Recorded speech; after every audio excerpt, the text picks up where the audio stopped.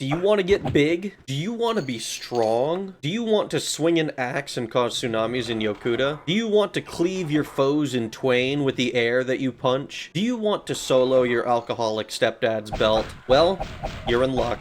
Today, we're talking about melee. Let's get into this and learn how we break it. The race I'm choosing is Red Guard. Red Guards get a +1 to their damage and chance to hit every 3 levels when using melee weapons. Ultimately, this won't make a huge difference until we get to the end of the game, but I'm going to be using it for educational purposes. Our class? Custom, obviously. We're dumping intelligence. Don't need it. Dump willpower, too. Don't need that either. We're dumping our personality. Max out strength, agility, endurance, and speed. Put whatever's left into luck. Let's talk a little bit about what your attributes do. First things first. Strength allows us to carry more stuff and makes us hit harder. Doing more damage means killing enemies more quickly. Endurance will increase the amount of hit points we gain each level, and also makes us heal faster when we rest. It has the side benefit of making us able to hold our breath longer. Both of them also give us more fatigue, meaning that we can dungeon dive for longer before we have to rest and recover. Speed is going to be a big deal as well. Speed gives us more movement speed and increases our weapon attack speed. This will give us more attacks and help us to hit enemies more often. Luck increases our chance to hit and also our chance to successfully climb walls by a small amount. Agility increases our chance to hit and increases our chance to avoid being hit. I've seen people talk about agility being a dump stat, and there's a kernel of truth in there, but I'll save that for when we get into understanding our 2-hit formula. The attributes we dumped, intelligence, willpower, and personality, don't do much for us in general. Intelligence increases our magicka pool, or spell points, but if we're not planning to grab some kind of increased magery, then it might as well be a 0.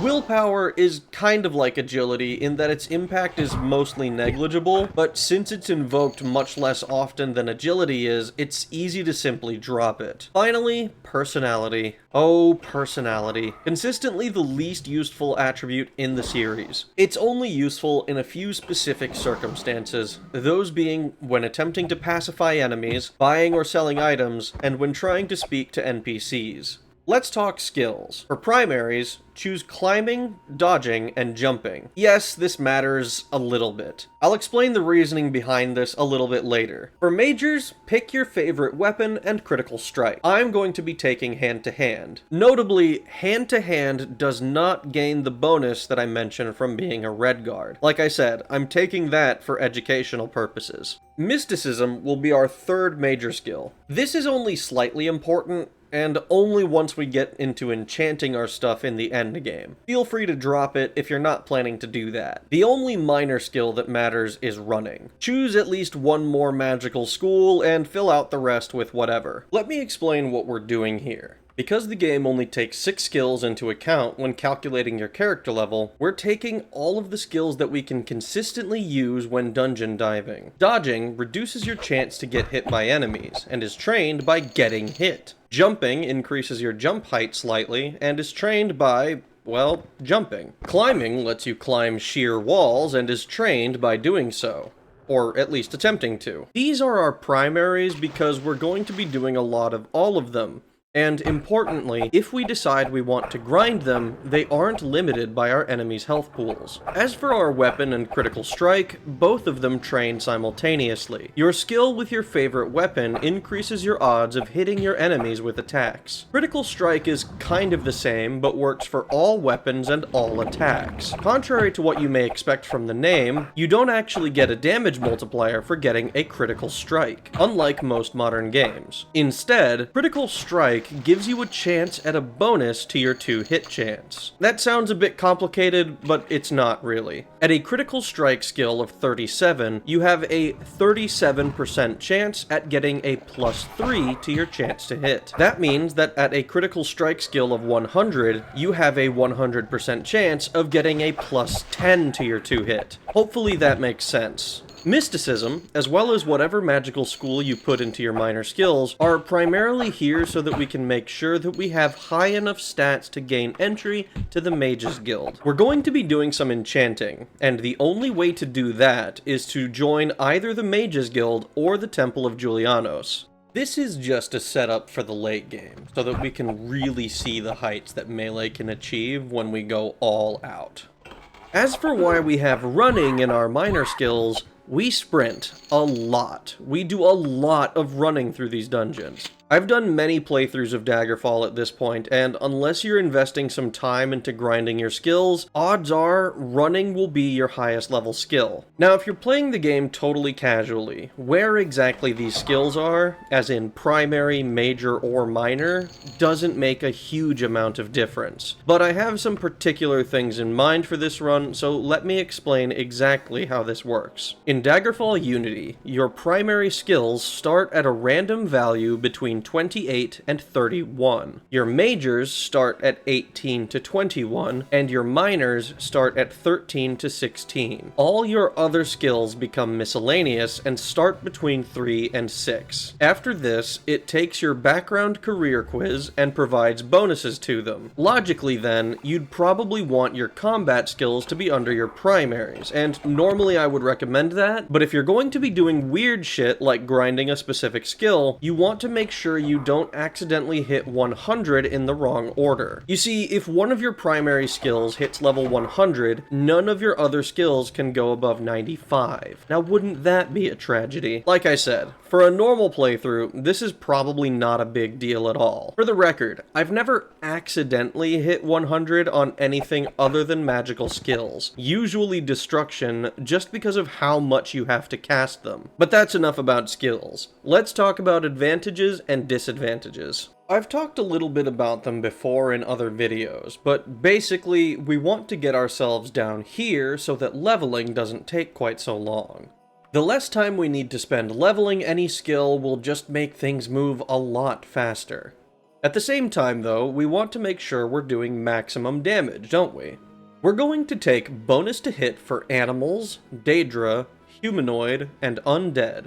Now, contrary to what this sounds like, it's not a bonus to our chance to hit these enemies. Instead, it provides us with bonus damage equal to our level whenever we hit enemies of the chosen type. So at level 1, we'll get 1 extra damage, at level 7, we'll get 7 extra, etc, etc. We're also going to take an expertise in our favorite weapon, whatever it was that you chose. What this does is it gives you a bonus to your chance to hit equal to your level when using that weapon. It also gives you a bonus to your damage equal to your level divided by 3. So at level 6, you'll get a bonus of 2 damage. Notably, this will stack with the Redguard's racial bonus if you're using melee weapons that are not hand-to-hand. That leaves us with not a whole lot in the way of extra advantages, with only 2 slots remaining. Now, typically, I like to take immunities to poison and disease. This is mainly because poison and disease are very annoying and are not always immediately apparent, and when you quick save as often and obsessively as I do, it's not unlikely that you suddenly screw yourself over a little bit. That said, immunity to paralysis is a much better and much more relevant advantage most of the time. There is a strong argument for changing our race to High Elf and using this slot on either poison or disease, but we'll cover why that might be later on. Unfortunately, our last slot is already pretty much locked in. Immunity to magic. If you're familiar with some vanilla Daggerfall bugs, you might know about the weirdness around immunity to magic. In Daggerfall Unity, however, this is fixed. You will no longer be immune to paralysis, disease, and poison. That said, it's still going to be an extremely valuable immunity for one simple reason: sleep. Not resting, but the spell,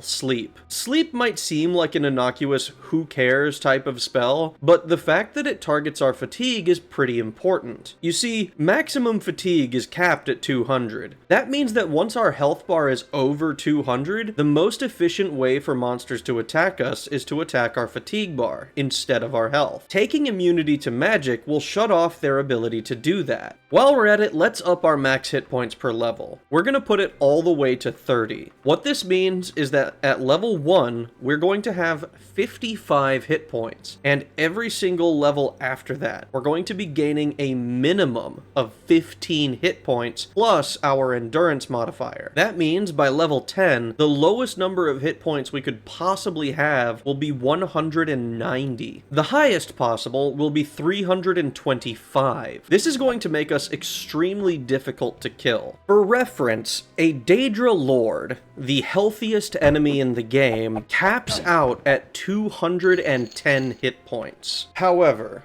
we are going to have to make some sacrifices in our disadvantages to accommodate this. First, we're not a mage, so let's take inability to regen spell points and darkness-powered magery. This will make us unable to cast spells when we're outdoors. Then, forbidden materials, steel, and elven. This might seem like a bit of a strange choice, but the reason we're taking it is simple. They're fairly low-level equipment and worth a lot of dagger points. Finally, we're going to take a couple of critical weaknesses, frost and shock, and finally, low tolerance to fire. These effects will make it so that we don't naturally resist any of these elements. Enemy spellcasters may be dangerous, but particularly with as many hit points as we're going to have, I don't foresee it being an issue. And with that, we're done creating our class. Here's what our background quiz got us. We do our final stat rolls, assign our skill bonuses, and we're off to the races. Alright, now that we're out of character creation, I'm going to rip the band-aid off. Melee has a much lower ceiling than magic, and a much longer road to get there. There's only so much that we're going to be able to do if we refuse to cast spells. That said, even if we aren't flying through the air, dealing instant death to anything that even kind of looks at us funny, we can, and will, become extremely powerful. It's just going to take some extra work. While we're discussing this, let me talk a little bit about agility. Now, I mentioned that agility improves our chance to hit and our chance to avoid being hit. But how and why is that the case? And more importantly, is agility a dump stat? And the answer is kind of. Every 10 points you put into agility nets you a +1 to your agility modifier. Unfortunately, agility's floor puts you at a -4 modifier. This isn't actually too bad, but it does mean that the difference between 100 and 10 only goes from +5 to -4. What that means is generally it's not worth investing greatly in agility. For most playthroughs, I'd say that whatever your agility score is at the start of the game is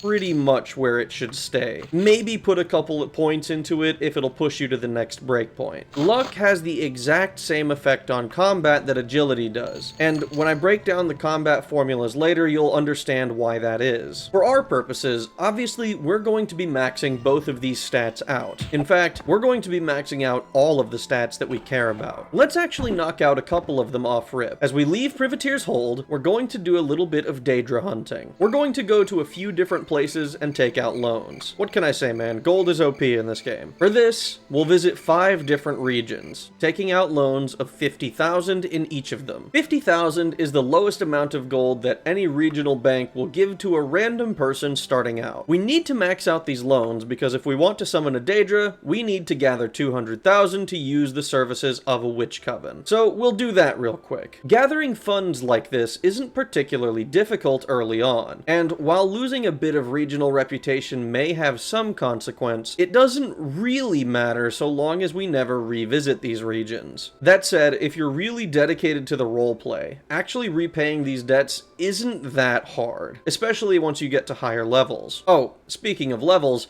we leveled up to 2 as we fast traveled away from Privateer's Hold. While we're doing this, we're also going to do some shopping. You might remember that I picked up a bracelet and an amulet in the background quiz. This is intentional. If you just watched the video on magic, I didn't start enchanting until the very end of the game because we didn't really need to. In this one, we're going to start a little bit earlier. We're going to be looking for another amulet and bracelet, 2 rings, 2 bracers, 2 marks, and 2 diamonds. The diamonds I suspect we'll be picking up near the end once we're higher level. This is in addition to a pair of formal cloaks, some plain robes, and a long skirt. All of these items are available at stores throughout the game, which is convenient because it means that just a couple of visits to different stores gives us everything we could need right now. We still don't have all of the possible armor we could want, but I don't plan to start resetting shops until we're around level 10 so we can pick up Daedric equipment. Honestly though, that'll already be overkill by the time we get there. Alright, we've got all the gold and all the clothes that we want. Now let's go to the coven on the bluff. We can find this coven by traveling to the Burning Martyr of Kinnereth and heading south. It's quite a ways away, so let's talk quickly about what we're going to be getting. The Ogma Infinium. Let's do Hermaeus Mora's quest, shall we? Bit bat bam and we're done. All old Slimy needed from us was to kill a noble. No big deal, right? Well, as we go to turn in our quest, we're getting ganked by archers, and it's actually really annoying. This also perfectly demonstrates why I like taking immunity to poisons, because we got poisoned and it ended up killing us. Very annoying. But nothing a reload doesn't fix. We kill the noble again, and this time we find the library that we're supposed to meet our contact in, and it's fucking closed. So we fight off some more enemies while we wait for it to open, and then we can finally turn in our quest. That took a whole 2 minutes more than it should have. Harumph. The Ogma Infinium gives us 30 points to distribute as we see fit across our attributes. This is equivalent to 5 optimal levels or 7.5 suboptimal ones. We're just going to use this to max out our strength and speed and dump whatever remains into our endurance. We'll touch our agility and luck once our endurance is finished. Oh, by the way, we killed enough enemies that when we fast travel to Daggerfall, we actually get yet another level. Here's where we run into our first quest. Not one necessary to complete the game, but one that needs doing nonetheless. We need to join the Mages Guild if we want to enchant our equipment, but we're not nerds. This means that we're not able to join them. So, what do? This is why we took Mysticism and another magical school. Destruction, in my case. If we want to get to rank 5 of the Mages Guild, we need at least one skill at 55 and another at 21. That means we need to do some training. But we can't actually train at the guild because they don't train non-members. So what do? We need to find another faction that's willing to train us. And for us, that's going to be the School of Julianos, the other faction that could let us enchant items. I'm sticking with the Mages Guild because they're more readily accessible in the region of Daggerfall. Now, because we won't be joining the School of Julianos, training is going to be super expensive, around 4 times the cost if we were actually a part of them. But this allows us to get enough levels into our mysticism to gain entry to the guild. Now that we're in, it's all too easy to make a pair of training spells that will get us to 100 in our magical skills really easily. Doing that at our current level would actually push us all the way to level 12 without touching the skills we actually want to use. Therefore, I'm going to limit us to getting our skills to 55, and we're going to hold off on grinding our magical skills until we have 55 in at least one of our other majors. This is supposed to be a video about melee after all. The Enchanter is for much later anyways. Think of this as just setting up for the future. We're going to need at least 50 reputation. That's 10 successful quests at the minimum, in addition to our required stats. We might as well get on that. Let's grind some reputation and skills. Daggerfall Unity gives us the option to actually choose which quests we're taking. We're going to do a few dungeons for the sake of getting experience. While we do that, let's discuss the specifics of this mysterious 2-hit formula I've made reference to. Let's start with the basics. Every roll for an attack in Daggerfall is based on a D100. I'm going to quote the UESP for you here. If the attacker's 2-hit score is higher than the roll between 1 and 100, the attack is successful. What this means is that you want your 2-hit score to be as high as possible, and you want the dice to roll low. This isn't super intuitive, so let me explain it for you with an example. If you have a 2-hit score of 25. That means that every time the die rolls 24 or less, you successfully hit the enemy. Every time it rolls 25 or higher,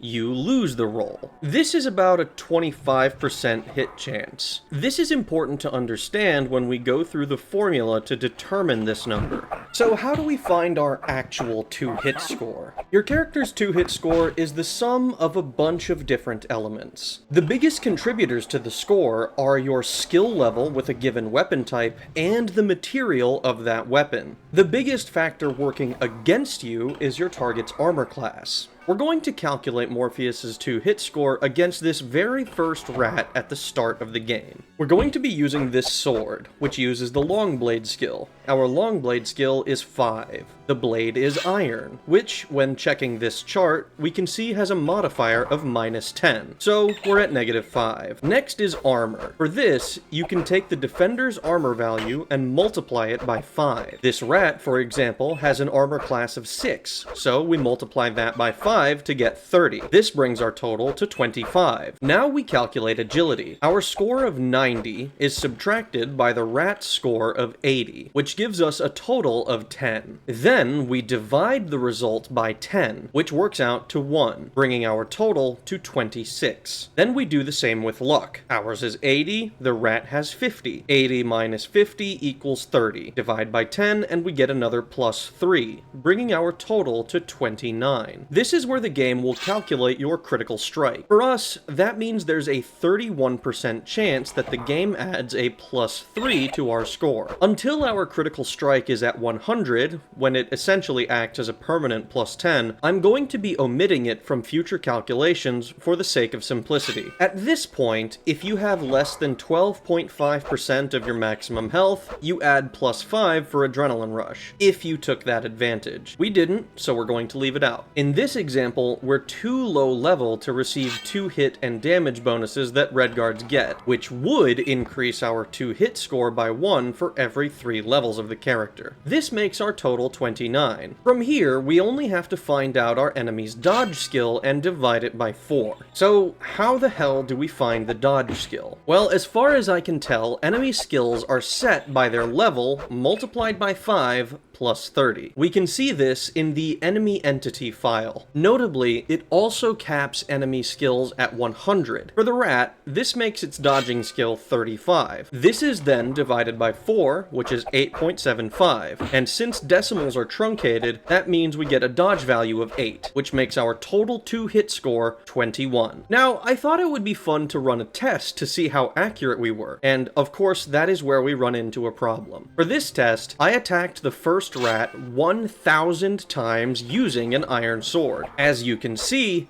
this does not line up with the value we should have gotten. Now, the savvy among you will know that the different weapon swings will slightly change the chance to hit and damage formulas, but unless we're constantly doing the same attack, that doesn't account for this pretty large discrepancy. If our 2-hit score is 21, we should hit enemies roughly 210 times out of 1,000. So where did the last 9% go? Well, it's actually about 10%. If my understanding is correct, Daggerfall Unity's formula helper has a hard-coded +40 to 2-hit score called the monster bonus. This is then followed up by a -50 global penalty. This gives the player a net -10 to our 2-hit score, which pushes our total down to 11. That makes this score accurate within a percentage. The extra 9 successes could be attributed to getting a little lucky or even to our critical strike skill, which we've been omitting. To prove this is the case, we'll do another example with a different enemy, a different weapon, and a different material level. In this example, we're attacking a skeletal warrior. We have an axe skill of 3, and we're using a dwarven axe, which gives us +20. A skeletal warrior has an AC of 2,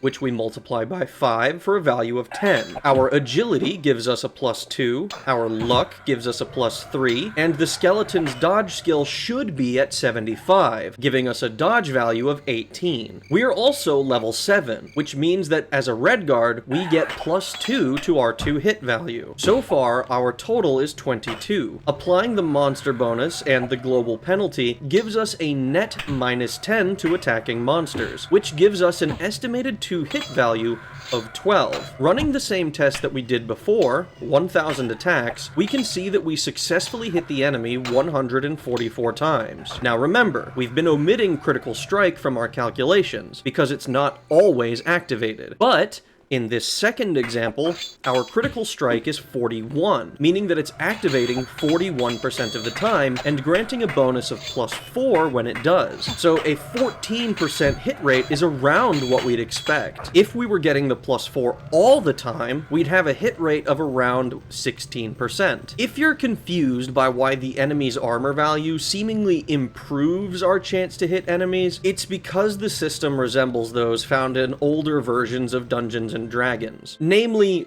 2-hit armor class 0, otherwise known as THAC0. Basically, lower numbers are better in this system and systems like it. The Ancient Lich, for example, has an armor score of -12, which the formula gives a value of -60, which obviously greatly reduces the player's chance to hit them. Now, I'm sure you've noticed why agility is considered a dump stat by many. The difference between 10 agility and 100 agility is only 9 points in your 2-hit. Same for luck. The fact that they are compared against your target's attributes isn't really that important, because whether you're going from -3 to -2 or +2 to +3, 10 points into one of these attributes only nets you a +1 to your 2-hit score. What this means is that agility and luck's impact is only really noticeable in the very early game, where you'll really feel the difference those points will give you. Even by the mid-game, however, your weapon skill and weapon material will be doing much more of the heavy lifting than your attributes could ever hope to, especially since you can't fortify them above 100. That means that investing your levels into these attributes is inefficient at best. This is why I said at the beginning that where it is at the start of the game is generally where it should stay. You're better off investing in strength, which will impact your damage, or speed, which will let you attack more quickly. Both are more likely to increase your damage per second and end fights faster than the extra 1% hit chance that another point of agility or luck will give you. That said, I don't truly agree with calling them dump stats. Consider the following scenario. You have a Daedric weapon and 100 in both your weapon skill and critical strike. When attacking an Ancient Lich, if you have 100 in both agility and luck, you have a 2-hit score of 71 before things like expertise or racial bonuses. If you've actually completely dumped those attributes, that number falls to 53. Now, obviously, if your 2-hit against an Ancient Lich is that high, you're probably still plenty happy about it. But the difference will be noticeable. Taking all of this into consideration, I think if your character is planning to use a weapon,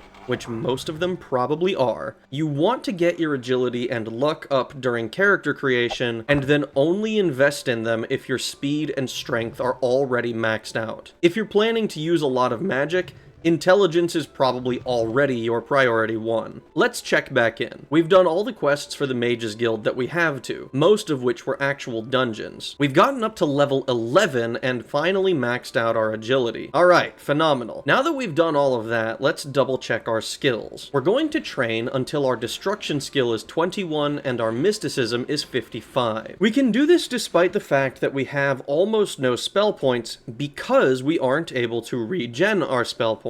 This is because when we spend them, the guild will recharge us free of cost. No resting and no waiting necessary. This allows us to cast our training spells as many times as we need to gain a level. We still have to wait 5 or 6 hours to gain the level, but this is way faster and cheaper than talking to a trainer and having to wait at least 9 hours between training sessions. Doing this clears the way for us to get the rank we need to access the Guild Enchanter. Mysticism is going to be a little bit higher than our critical strike for a short time, but don't worry about that. Now that we've gotten the requisite skills and reputation, it's gonna be a month before we actually get the rank we deserve. So we're going to take this time to do some of the main story. Yeah, we're still planning to do that. We're just going to blaze through it. We already blew off Briscienna, so we're just going to talk to Obki, who wants us to go to Nulfaga and return. Then we'll talk to her again, and she'll send us to this place called Necromogan. We'll find the letters she needs from us, and then return again. Then we'll go handle Morgaia's business by couriering a message to Manny for her. After we do that, we can speak to Prince Helseth and help him blackmail Lord Castellian before we head off to Sentinel and meet with Prince Lotan. Once we talk to him, we'll spend a few days in Sentinel shopping while we wait for a follow-up letter from the Underking. While we're waiting, we're actually accosted by a zombie from Manamarco, starting a quest that we'll deal with later. Once we get the one from the Underking, we'll head off to find the death certificate and return to Loten. Back in Daggerfall, we'll speak with the cook, who will ask us to kill a werewolf. On our way back from that, we'll get yet another letter, this time from Queen Akarethi. Again, we'll deal with that later. Once we return to the castle, we can speak with the former Queen Minisera. Minisera will give us 2 quests, ultimately leading to the first major MacGuffin. We'll go to Orsinium and find the Emperor's letter. Once we come back to Minisera, we're about halfway done with the main quest. In between all of this, we're doing some shopping for Daedric equipment and the diamonds we still haven't found. Now we finally got it all, I'm going to progress the main story a bit while we discuss the next section. At this point, you're probably asking yourself 2 things. First is probably, when are we actually going to be overpowered? I mean, magic was broken pretty much as soon as the game started, right? And that's true. Not that we're weak or anything, but we've had to basically grind until we could get above level 10, and we're still not reliably one-shotting our enemies. Not to mention that fighting truly late-game enemies is still pretty risky, even with our massive health pool. The answer to this, unfortunately, is not until we enchant our gear. Second, I'd guess, is something like, why did you bother choosing hand-to-hand as your main skill if all of your examples are going to be using weapons? This is a fair question, and funnily enough is going to be related to our next topic, damage. We've done a lot of discussion about 2-hit and how we can improve our chance to hit. Better equipment, higher skills and attributes. What we haven't covered so far is our damage. Luckily, damage is a much simpler calculation. The range of damage that a weapon is capable of dealing is shown in-game. The strongest weapon in terms of raw damage numbers is the Daedric Daikatana, sitting at a range of 9 to 27. With no other bonuses, this is a very respectable damage range. Early game enemies like bats and rats have a chance of getting one-shot by this weapon, even with low strength. Do you remember when I said you'd be better off investing in your strength when it came to combat? This is because strength increases or decreases the amount of damage you do. At 10 strength, the amount of damage you deal is reduced by 4. Fun fact, if your total damage ends up being 0, the game treats it as a miss. If you've ever wondered why those skeletal warriors are so difficult to kill, it's because this damage you deal is reduced by half when using bladed weapons. So if you've got low strength and only iron weapons, you're going to be doing a whole lot of nothing against them. On the flip side, however, at 100 strength, you're getting a +5 to your damage. Returning to the Daedric Daikatana we talked about, that pushes its effective damage range from 9 to 27 up to 14 to 32. That improves its average damage per hit from 18 all the way to 23. That's a massive boost in a world where the majority of enemies will have less than 100 health. And that's talking about boosts to high-level equipment. Looking at the bottom end of Daikatanas, the +5 feels even more impactful because we're going from 2 to 20 up to 7 to 25. Again, an average of 11 up to an average of 16. In the extreme early game where you're fighting bats and rats, high strength is the difference between killing an enemy in 1 hit and killing them in 3 or 4. I mentioned before that as a red guard, we're getting +1 to our 2-hit score and damage when using melee weapons every 3 character levels. It's a small increase in our damage that only really starts to feel noticeable in the late game when we're getting +3 or 4. It's like a powered down version of our advantages. Speaking of advantages, if you recall back when we discussed which ones we were taking, you might remember expertise and the 4 that were each called bonus to hit. Each one being for humanoid, undead, Daedra, and animals. These are where the majority of our damage will come from. Let's start with expertise. Expertise gives you +1 to your 2-hit per character level, and +1 to your damage for every 3. It isn't much when it comes to your 2-hit, but a +1 to your damage is much more impactful. +1 damage isn't very much, but it very quickly starts to snowball as we get later and later into the game. Finally is bonus bonus to hit. Bonus to hit gives triple the damage boost that expertise does against the targets that it lists. Since we've taken all of them, that means we're getting bonus damage against every type of enemy in the game. Let's go back to the Daedric Daikatana. It starts at 9 to 27. Plus 5 from strength pushes it to 14 to 32. If you have expertise with Longblade at our current level, which is 15, that means it's up to 19 to 37. If you're getting bonus to hit on a target, which in our case is all of them, it goes up again to 34 to 52. Finally, our racial bonus would give us an extra 5 points at level 15, which makes our final damage range 39 to 57, an average of 48 damage per hit. At that point, there's a non-zero chance that you one-shot a Daedra Lord. But wait, why then did I choose hand-to-hand? If we compare our damage, there's just no competition. Our hand-to-hand right now has a base damage of 8 to 15. Even applying all of the bonuses, we still only end up with a score of 43 to 50. We don't even get the bonus from being a Redguard. If the Daedric Daikatana's base damage range of 9 to 27 is so incredible, what advantage does hand-to-hand have? Well, that's because we're going to be doing some enchanting. If you aren't planning to enchant equipment, the Daedric Daikatana is 100% your go-to for raw damage numbers. There are some minor downsides. Weapons sometimes need repairs, and that means taking some time to do that in between dungeoning. In the early game, you might not have the equipment necessary to hit certain enemies. Imps and harpies and late game foes all require a certain level of equipment to even strike. Hand-to-hand doesn't have any of these issues, but that by itself isn't incentive enough to use it over an actual weapon. You know what is incentive enough? Theoretically uncapped damage. Since we've completed our shopping trip to get a full set of Daedric equipment, let's get into enchanting. Real quick, I'm going to make 2 enchanted rings that will allow me to cast a soul trap spell. We're going to hunt some ancient liches. This is part of why I took it as a major, so that I wouldn't have to make more than these 2 rings. In the meantime, let's talk about how hand-to-hand calculates damage. The lower bound is your skill level divided by 10 plus 1. The upper bound is your skill level divided by 5 plus 1. Fantastic.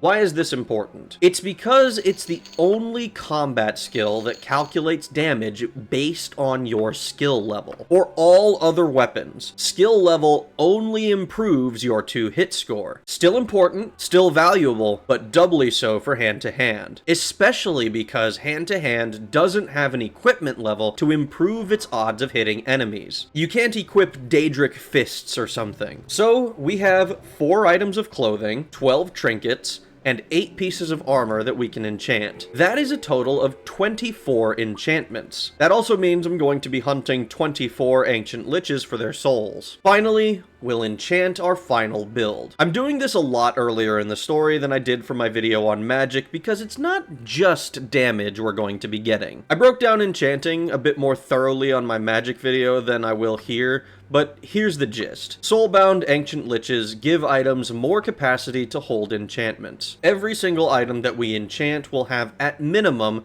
an enhanced skill for hand-to-hand and dodging. Each instance of enhanced skill gives us plus 15 to that skill. Oh yeah, our dodging is going to be so insanely high that every enemy will have the minimum 3% chance to hit us, even before we factor in our Daedric armor. We're also going to be taking a decent amount of increases to our magicka. No, we're still not planning to convert to a magic-based build. This is actually going to be a defensive measure for us, because we can take the effect spell absorption on one of our items. That effect only works if we have enough empty spell points to fully absorb the spell. Ergo, we want to have an absolutely huge magicka pool that stays empty as much as possible. There's also 2 other skills I'm going to be enchanting on any equipment that I can fit it on, but I'll show those off at the end. Most of the other stuff I'm going to be taking are things like feather on our armor or increased carry capacity. Fuck it, throw an armor improvement into the mix. We might as well be as insanely strong as we could ever hope. With all that done, let's take a look at our masterpiece.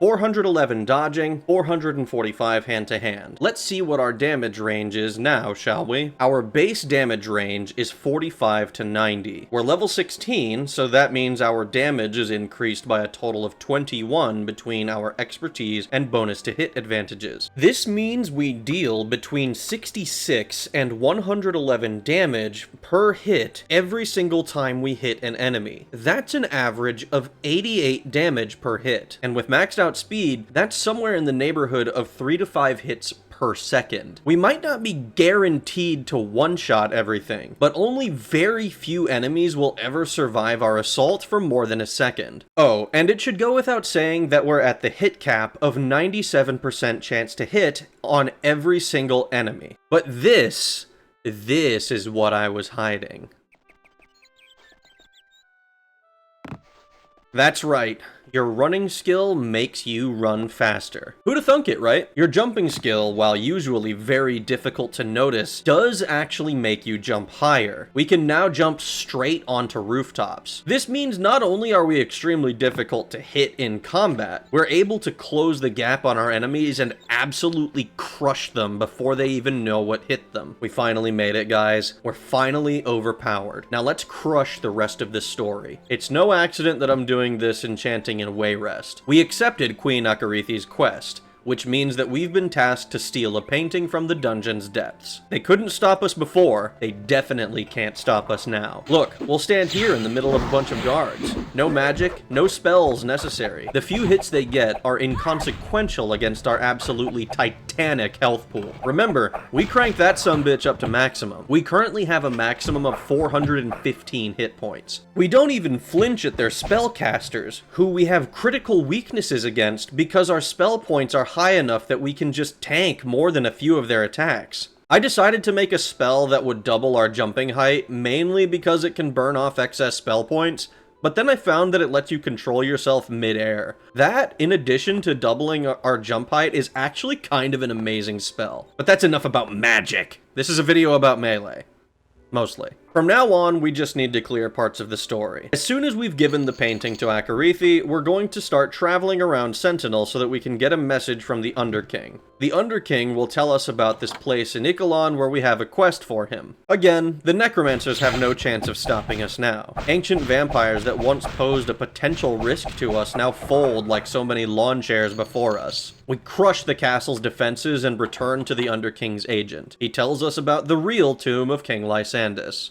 This is good. From here, you kind of have to know where you're headed. There's no letter associated with finding Medora for the first time. Lucky for me, I have this route memorized, so getting to and from Medora is a cinch. Especially now since we have super speed, it takes almost no time at all to find her. Medora will tell us that she needs our help to free herself from Direni Tower. She needs us to go to Shedungent and pick up a great unicorn horn. Easy enough. Nulfaga's home doesn't really pose any threat to us anymore. Not that there's anything that does, but even this dungeon that's now chock full of liches doesn't so much as make us flinch anymore. We find our way to the Great Unicorn Horn and return to Medora, carving a path through any enemies unfortunate enough to find themselves in our presence. Medora thanks us and we're off to do some more waiting. After about a month, she contacts us through a vision and tells us to go to Orsinium. Gortwog tells us where we can find the Dust of Restful Death, and we head to the dungeon. We find the mummy that has the dust, and for the last time we can return to Medora. She says she'll need a month to prepare the dust, so we sleep inside the dungeon until she's ready. When she does, we're told that we should sprinkle it on his body. Dust in hand, we find Lysandus' tomb. It always feels like it takes forever to find my way to this guy's body. When we do, we're given a task by the man himself. He wants vengeance against Lord Woodbourne, and we are ever so eager to please. We take the fight to Woodbourne Manor in Wayrest and begin to hunt the man down. Woodbourne Manor is interesting because it's full of human enemies, which are the only enemies in the game that scale with our level. It only really changes their health, but that's enough that knights and barbarians are regularly taking 2 or 3 hits to defeat, where pretty much anything else that's not a Daedra Lord or Ancient Lich is taking 1. I accidentally found Woodbourne's journal and briefly considered turning it in, but then I decided that killing him myself would be more satisfying. It was. As he drew his last breath, I returned to Wayrest and awaited a letter from Briscienna. Briscienna tells us that we need to raid Castle Daggerfall, and obtain the Totem of Tiber Septim. We walk in and slaughter any of the guards that stand in our way. We quickly find the totem, open the chamber that has it, and leave the castle. Now we're faced with a decision. Totem. Who gets the totem? Here's where I'm going to drop an unfortunate reality about our build. It's extremely expensive. Even if we had serendipitously found each and every piece of equipment we're wearing, enchanting is not cheap. As a result, we've taken out some pretty extreme loans and have quite a lot of debt. As a result, we're going to go to the only major city where we don't have extreme amounts of debt and hand this totem off to Queen Akarithi. While we're at it, let's buy a house and a boat. Why not? We're retiring in Sentinel anyways, might as well own some property. As we hand the totem off to Queen Akarithi, Nulfaga contacts us and tells us that our work is not yet finished. We meet up with her and agree to head to the Mantellan Crux. We're transported to Aetherius and begin to make our way to the Mantella, a giant green jewel. So how strong is melee in this game? Melee is what this game is balanced around. Daedric equipment and mastery of a skill doesn't grant you a maxed out hit chance against endgame enemies, but it doesn't take enchanting literally every piece of your gear to do that. You can reach the hit cap by enchanting only a couple pieces of equipment. You also don't really need to one-shot everything with melee. Consistently hitting enemies and doing it quickly can sometimes be enough to basically stun lock them, which gives you easy wins against anything dumb enough to attempt the 1v1. Melee's biggest weakness, I find, is just how much harder it is to train than magic. Magic schools can be trained from an in-room, and if you're built to do so, you can gain 20 plus skill ups in a day. That's more than a full character level every in-game day. Not to mention that you can completely destroy the balance of the game in character creation by simply planning to cannibalize area of effect spells like Fireball. Melee, meanwhile, doesn't have any such easy mode. It's basically just weapon skill and critical strike paired with mobility stuff like running. Throwing a second weapon in there might help you gain more character levels if you're really interspersing their use, but it doesn't do anything for your character build since you can only use one weapon at a time. You'll be powerful eventually, but the number of enemies you have to attack to get 100 skill in a weapon is more than you'll realistically do without intentionally grinding. Hell, even in this video, I didn't get to 100 hand-to-hand, and I did something like 10 extra dungeons in addition to the main quest stuff. Expertise is an obvious must for any melee-focused character, but you really have to pick and choose what enemies you want bonus to hit advantages for. If you really want that bonus damage to every enemy, that takes 4 advantage slots by itself. Never mind that the dagger points might be better spent on immunities or resistances. Another ding against melee in Daggerfall is just how stat-intensive it is. Melee wants way more from your character's attributes than magic does. As a mage, you can have 10 in literally every single attribute except intelligence and you would still be extremely powerful. As a martial of any stripe, you need to have maxed out strength to optimize your damage, but you'll also want luck and agility to increase your hit chance. Oh, and don't forget speed, arguably more important to your damage in combat than even strength. Attacking faster is a huge deal, and the difference between even medium speeds and high speed is extremely noticeable. I know it sounds like I'm dumping an awful lot on melee, and I kind of am, but here's the thing, right? I'm complaining about the extreme high end of all of this. We're talking about the hit cap against the toughest enemies in the game, for fuck's sake. Realistically speaking, you've long since hit the hit cap against the bulk of the enemies in the game long before that point. For all the bitching I've been doing, melee is remarkably well balanced pretty much all throughout the game, and that's why it's so much fun to see it properly broken. With all that said, this was a lot of fun to play through. We jump across to claim the Mantella and return to Mundus. We read fate as it shall be recorded upon the Elder Scrolls, and with that, we've successfully completed our mission, activated Great Numidium, and set into motion a sequence of events that will forever warp the West.